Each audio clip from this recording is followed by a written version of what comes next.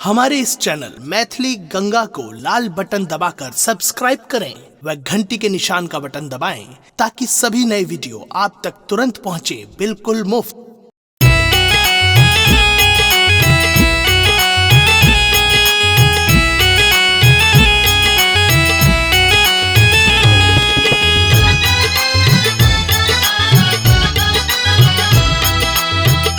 अपने सुन रहे छी गंगा कैसेट की प्रस्तुति।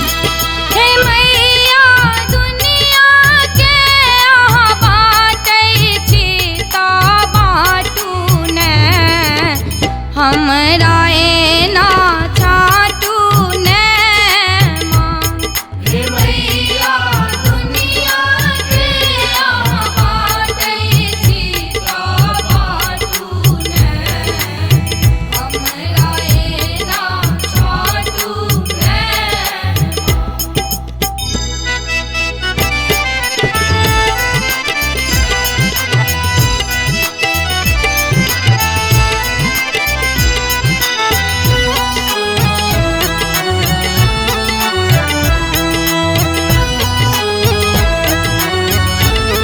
हे जननी रहलौं आस लगा कऽ पूजल फूल पान चढ़ा कऽ। हे जननी रहलौं आस लगा कऽ पूजल फूल पान चढ़ा कऽ। मायै नेहक बन्हन अपने हाथे काटू ने हमरा एना छाटू ने माँ।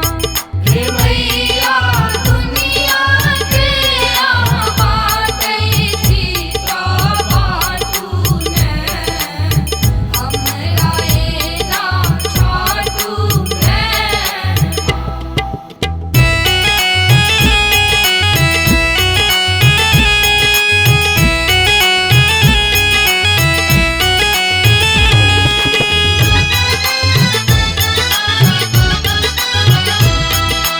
अपने सुन रहे छी गंगा कैसेट की प्रस्तुति। अन्न का कोठा ऊपर कोठा हमर करम न बाकी कोटा।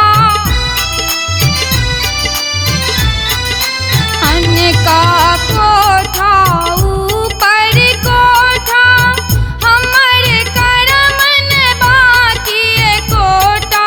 सब तरह छी भेल विद्युत आप अहूँ डाँटू ने हमरा एना छाटू ने माँ।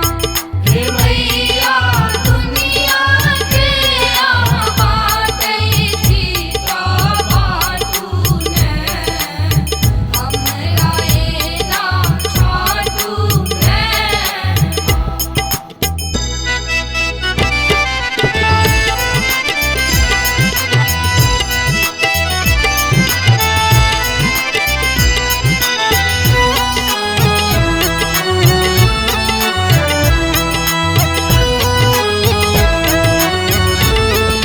सबके देलियै अन्न धन सोनमा माला शीशो अहीं के ललनमा।